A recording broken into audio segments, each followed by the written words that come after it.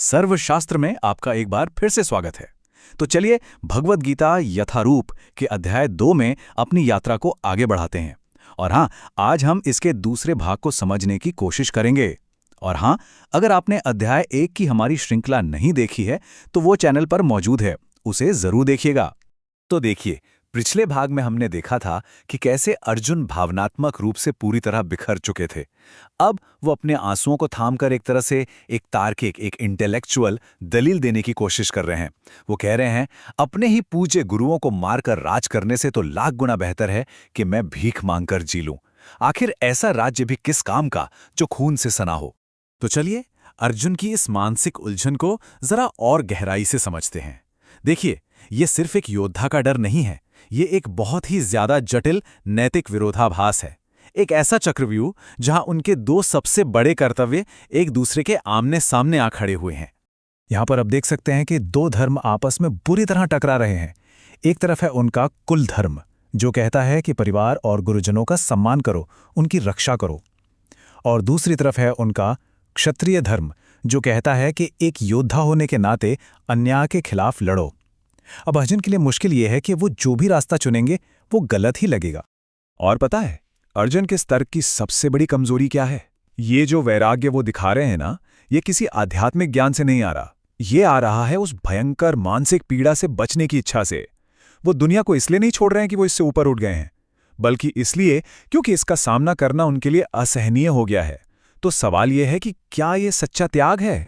और यहीं पर कहानी में एक जबरदस्त मोड़ आता है, जब अर्जुन को यह एहसास हो जाता है कि उनकी अपनी बुद्धि, उनके अपने तर्क उन्हें इस दलदल से बाहर नहीं निकाल सकते।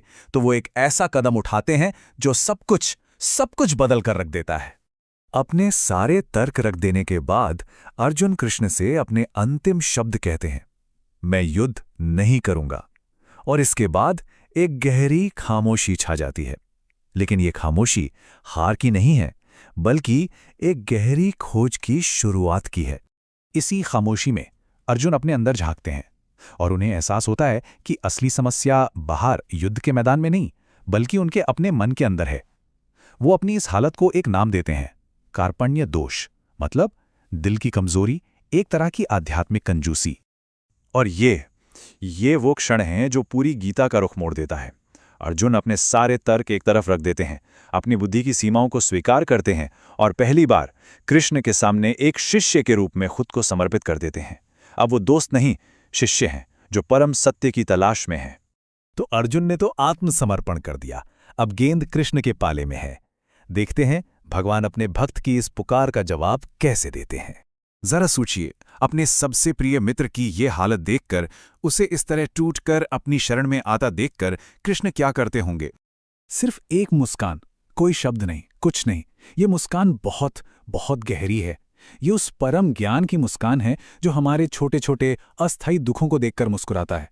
ठीक वैसे ही जैसे कोई बड़ा एक बच्चे को खिलौना टूटने पर रोता देख प्यार से मुस्कुराता है। ये मुस्कान एक संकेत है कि अर्जुन की पूरी समस्या ही एक गलतफहमी पर आधारित है।